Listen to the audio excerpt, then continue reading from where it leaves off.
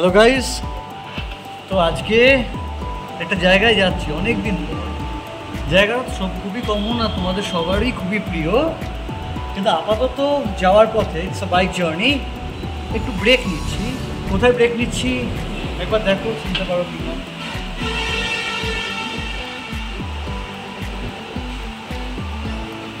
কোলাঘাট।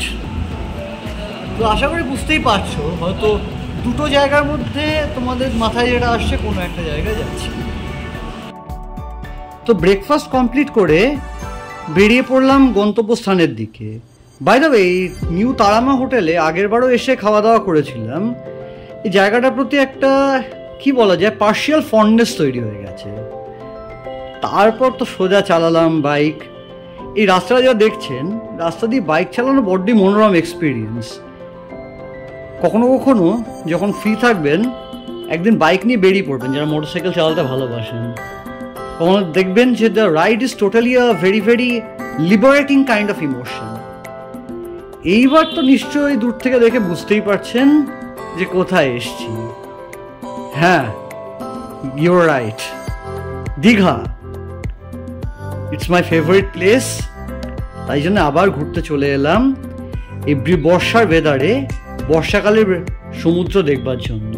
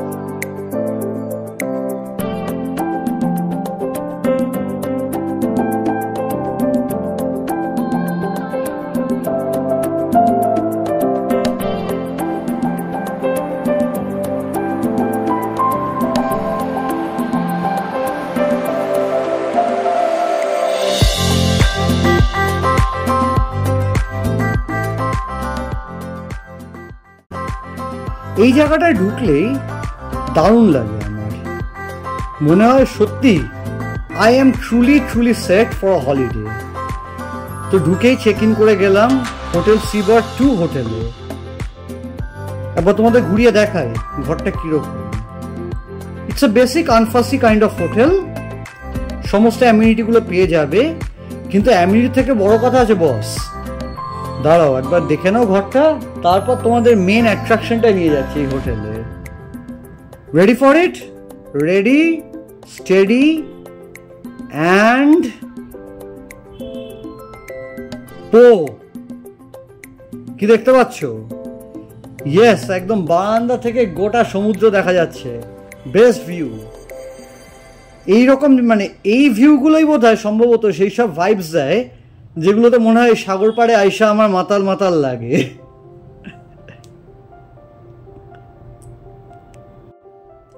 তো ডেফিনেটলি হোটেলে ঢোকার পর ম্যান্ডেটরি মিরর সেলফিটা তো নিতেই হবে। It's always a practice. এই হচ্ছে ওয়ার্ড্রোব, যেখানে আমরা হেলমেটগুলোকে রেখেছিলাম।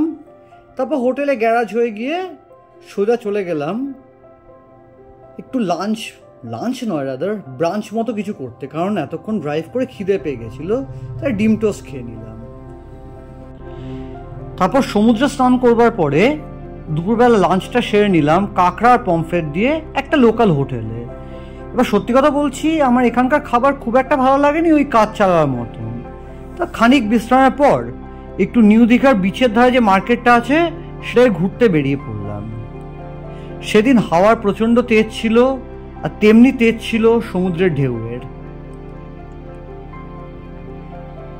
তো বিচের ধারে ঘুরতে ঘুরতে কিছুক্ষণ বাদে একটা লেবু চা খেয়ে নিলাম।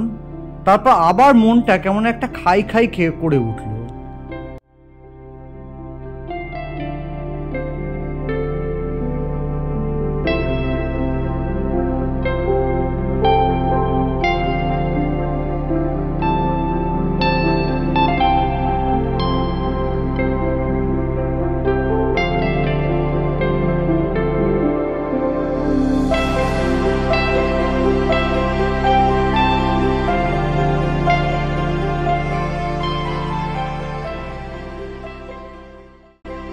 লেবু চা খাওয়ার পরে সোজা চলে এলাম আইসক্রিম স্টলে, যেখান থেকে দুখানা কাস্টমাইজড আইসক্রিম খেলাম। আস্তে আস্তে দিন শেষ হয়ে এলো।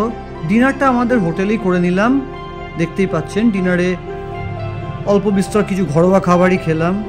একটা দিন শেষ হলো। তো আজ দ্বিতীয় এবং লাস্ট ডিনার দীঘা। তো সকালবেলাতেই ব্যালকনিতে বসে একটু ব্রেকফাস্ট সেরে নিলাম। এবার যে ঘরটা নিয়েছিলাম সেটার অ্যাকচুয়ালি সাইড ভিউ আছে, ফ্রন্ট ফেসিং ভিউ থেকে সমুদ্রটা আরও ভালো দেখা যায়। কিন্তু এবার একটা বড় ব্যাপার ছিল, প্রত্যেকবার আমরা হোটেলটা যেটা নেই সেটা সমুদ্র থেকে দূরে থাকে, but this time we took the hotel just next to the sea. একদমই সমুদ্র দেখা যায় হোটেল থেকে, যে কারণে এবার বিচ অ্যাক্সেস করা খুবই সহজ ছিল। সেদিন সকালবেলা থেকে হালকা বৃষ্টি পড়ছিল এবং তার সাথে প্রচণ্ড হাওয়া। Just think about the combo, হালকা বৃষ্টি আর প্রচণ্ড হাওয়া। যাই হোক, কিন্তু যেহেতু হোটেলটা সমুদ্রের ধারে ছিল সেরকম কোনো প্রবলেম হয়নি, কারণ হোটেলের বারান্দা থেকে বসেই খুব সুন্দরভাবে দেখা যাচ্ছিল। তো যাই হোক, আমার তো প্রকৃতি, I am a traveller by heart, তো আমি তো কখনো ঘর থেকে বসে সমুদ্র দেখতে পারবো না। তাই এই বৃষ্টির মধ্যেই ছাতা কাঁধে করে নিয়ে চলে এলাম সমুদ্রের পাড়ে। তো আবার ব্রেকফাস্ট ছাড়ার পর ভাবলাম এক কাপ চা খেয়ে নিই। তা আবার এক কাপ লিকার চা খেয়ে আস্তে আস্তে রেডি হলাম সেদিনকার ট্যুরের জন্য। অনেকগুলো জায়গায় যাওয়া আছে আফটার অল। তো বৃষ্টি একটু ধরার পরেই সোজা বাইক নিয়ে বেরিয়ে পড়লাম ম্যারিন ড্রাইভের উপর দিয়ে টুয়ার্ডস তাজপুর অ্যান্ড শঙ্করপুর।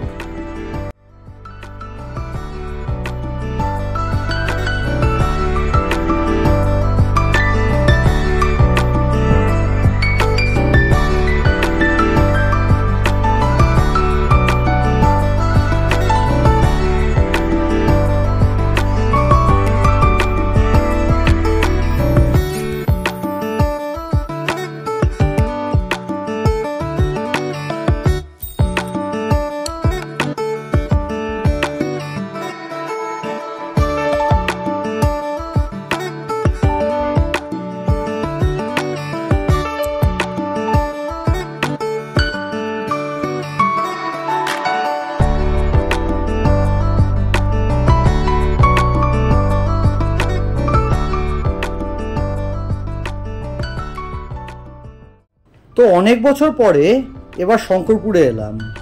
সেই যখন ক্লাস 11-এ পড়তাম মা বাবার সঙ্গে এসেছিলাম। জায়গাটা অনেকটাই বদলে গেছে, কিন্তু এখানে একটা জিনিস দেখবার মতো, সমুদ্রের ঢেউ কিন্তু দীঘার ঢেউয়ের থেকে আরও বেশি রাফ। তো একটা ছোট্ট চ্যালেঞ্জ নিয়ে ফেলেছিলাম, ওই যে সামনে যে ওই বোল্ডারগুলোকে দেখছেন সেই বোল্ডারগুলো ছুঁয়ে ফিরে আসার। একটু বাদে দেখবেন চ্যালেঞ্জটা নিতে গিয়ে আমার কী অবস্থা হয়েছিল। প্রথমে ভেবেছিলাম ये तो मेरी बस की बात है, कौन सा खेत की मूली है, किंतु যখন নেমে দেখলাম তখন দেখলাম ये मेरा बस से काहीज गुड़ बाहर है। আমার বাসের মধ্যেই পড়ে না, as a matter of fact. এখনই দেখতে পাবেন কি হলো, পুরো প্যান্ট ভিজিয়ে দিল। যাই হোক, কিন্তু ঘুরতে তো বেরিয়েছি, নাথিং ক্যান স্টপ মি। তো এরকম ভেজা জামা কাপড় পরেই শঙ্করপুর ছেড়ে বেরিয়ে পড়লাম আমার নেক্সট ডেস্টিনেশনে, যেটা ছিল তাজপুর।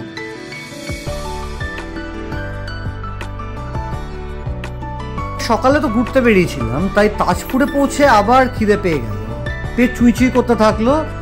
তো পেটের ছুঁচোটা যাতে খুব বেশি ডিস্টার্ব না করে সেই কারণে পৌঁছেই সামনের রেস্টুরেন্ট থেকে এক প্লেট চিকেন পকোড়া সামনে নিলাম। এবার চিকেন পকোড়া খাওয়ার পর আমার পার্টনার চলে গেল আনারস খেতে। না, বেয়ার ইন মাইন্ড, আমি কখনো আগে অত ফলমূল খেতাম না, আমি আনারস খুব একটা ভক্তও ছিলাম না। বাট এইবার তাজপুরে এসে আনারস মাখাটা খেয়ে আই মাস্ট সে আমি আনারসের ফ্যান হয়ে গেলাম। বাড়ি এসে এখন রোজ সকালবেলায় ব্রেকফাস্টে আনারস খাচ্ছি। তো যাই হোক, তোমরা যদি কখনো তাজপুর ঘুরতে আসো, এই তাজপুরের ধারে যে দিদি আনারস মেখে বিক্রি করছে তার কাছ থেকে একবার খেয়ে দেখো, দেখবে তার হাতে সত্যি জাদু আছে, ট্রাস্ট মি। তো একটু আনারস খেয়ে নেওয়ার পরে তাজপুর বিচটাকে ঘুরে দেখলাম। সেই লাস্ট এসেছিলাম তাজপুরে বন্ধুদের সাথে কলেজ লাইফে, ব্যাচেলার্স ট্রিপ ছিল সেটা। তো বিচটা এখানে একটু ঢেউয়ের প্রকট কম আছে, শান্তশিষ্ট বিচ। যারা একটু কাম অ্যান্ড কোয়াইট এনভায়রনমেন্ট ভালোবাসো, far away from the madding crowd, তারা একবার তাজপুর ঘুরে আসতে পারো। তো তাজপুর ঘোরার পর আবার ম্যারিন ড্রাইভ দিয়ে ফিরে এলাম দীঘাতে। তখন অলরেডি দুপুর হয়ে গেছে আর খিদেও পেয়ে গেছে ভালো পরিমাণে। তো দীঘাতে পৌঁছে গিয়ে চলে এলাম ভরপেট রেস্টুরেন্টে। সেখানে দুটো ভেজ থালি আর 2 পিস মাছ ভাজা দিয়ে লাঞ্চ করে নিলাম। নাও অ্যাবাউট দিস রেস্টুরেন্ট, এখানকার খাবার কোয়ালিটি কিন্তু বেশ ভালো। সো তোমরা যদি দীঘায় যাও, আই উড হাইলি রেকমেন্ড যে একবার ভরপেটে গিয়ে লাঞ্চ বা ডিনার কোনো একটা করে দেখো, নিশ্চয়ই ভালো লাগবে। তারপর সন্ধ্যাবেলা হয়ে গেল, চলে এলাম ওল্ড দীঘাতে। এবার একটা অদ্ভুত জিনিস খেয়াল করলাম জানো, যে নিউ দীঘার থেকে যেন ওল্ড দীঘাতে ভিড় বেশি অনেক। তো ওল্ড দীঘাতে একটু দোকানপাটে ঘুরে কিছু হালকা ফুলকা শপিং করলাম। মেনলি জায়গাটায় গিয়ে ভাইবসটাকে খুব এনজয় করছিলাম। সন্ধ্যাবেলায় old Digha seems to acquire a life of its own, মানে জায়গাটা যেন নিজে পুরো জীবন্ত হয়ে ওঠে। একটা অদ্ভুত জিনিস খেয়াল করলাম যে এবার নিউ দীঘার মার্কেটের থেকে ওল্ড দীঘার এই জায়গাটা ভিড়টা অনেকটাই বেশি ছিল। তো সেই ফাঁকে বাড়ির জন্য হালকা ফুলকা কিছু জিনিসপত্র কেনাকাটা করে নিলাম। Some tokens, some mementos from the C.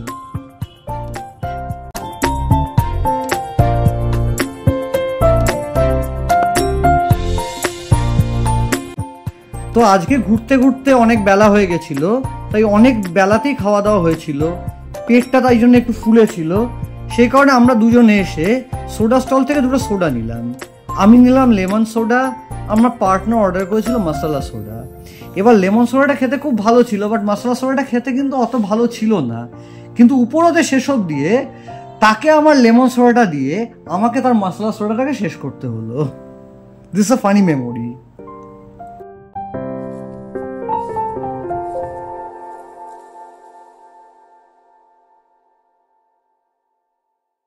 আস্তে আস্তে দিন শেষ, এখন মনটা একটু খারাপও লাগতে শুরু করেছে, কারণ কালকেই আমাকে চলে যেতে হবে।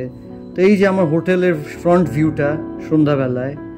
তো রাতের ডিনারটা ঘরেই সেরে নিলাম হোটেল থেকে অর্ডার করে, রুমালি রুটি এবং চিকেন দিয়ে। তো তৃতীয় দিন, today is my day when I leave Digha. মনটা এমনিতেই খারাপ, যাই হোক সকালবেলায় এসে একটু বিচের ধারে বাটার টোস্ট দিয়ে ব্রেকফাস্টটা সেরে নিলাম। And soon it was time to check out. আবার এই সমস্ত সমুদ্র, এই সুন্দর ভিউ সব কিছু ছেড়ে চলে যেতে হবে শহরের জীবনে। দেখছো এখান থেকে বৃষ্টিটাও কত সুন্দর লাগছে। I really miss this room even নাও। এখনও যে আমি দেখে দেখে বলছি ভিডিওটা নিয়ে, তখনও যেন মনে হচ্ছে আমি খুব মিস করছি জায়গাটাকে। তো হোটেল থেকে চেক আউট করলাম আস্তে আস্তে, আর আবার রওনা দিলাম ফেরার পথে। যাওয়ার পথে যতখানি এনার্জি থাকে, ফেরার পথে যেন মনে হয় এনার্জি লেভেল অনেকটাই কমে এসছে।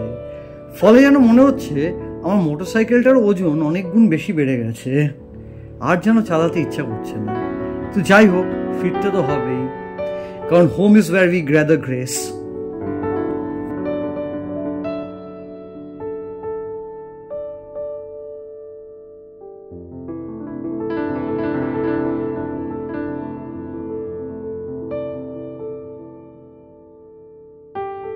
ফেরার পথে মোটরসাইকেল চালাতে চালাতে যখন হাঁপিয়ে গেলাম, রাস্তার ধারে একটা ফ্রুট স্টলে দাঁড়িয়ে গেলাম। এবার আমার পার্টনার তো আমাকে আনারসের প্রতি ভালোবাসা ধরিয়ে দিয়েছে, আবার এখানে এসে আনারস খেতে শুরু করলাম। এখানকার আনারস মাখাটা খুবই ভালো ছিল, অ্যান্ড ইট ওয়াজ রিফ্রেশিং। এতক্ষণ ড্রাইভ করার পর একটা আনারস খেতে পেলে কিন্তু দিব্যি ভালোই লাগে।